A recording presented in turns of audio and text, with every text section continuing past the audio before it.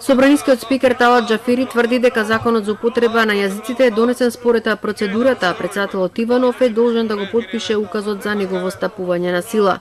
Доколку тоа не го стори, тогаш Иванов ќе ги прекрши уставните одредби, вели Џафери. Членот 75 од Уставот на Република Македонија е јасен и по повторното гласање со мнозинство гласови од вкупниот број пратеници во собранието, што е случајов со законот, председателот на Републиката е должен да го потпише указот за прогласување на законот.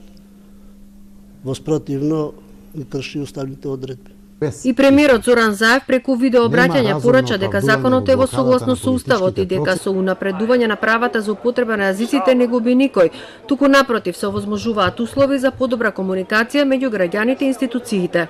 Сега е време да ги отфрлиме политиките на поделби, раздор и конфликт, кои се во спротивност со нашите и европските вредности.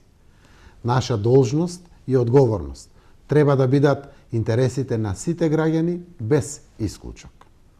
Нема разумно оправдување во блокадата на политичките процеси и на политичките институции, како што е собранието. Председателот Иванов во синокешното обраќање рече дека нема да го потпише указот и нема да дозволи да се загрози уставното редување на државата преку закон кој е противуставен и донесен надвор од сите процедури.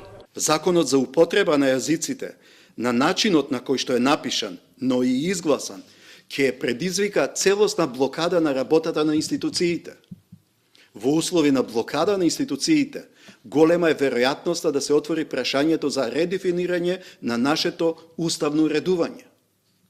Законот за употреба на јазиците е неправеден и репресивен закон кој фаворизира само еден јазик.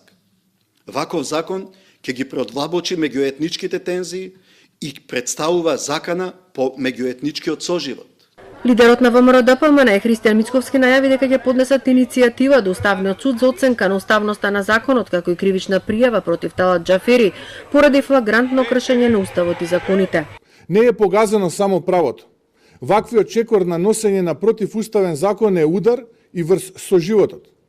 Некој свесно не втурнува одново во непосакувано сценарио во кое влогот е Република Македонија.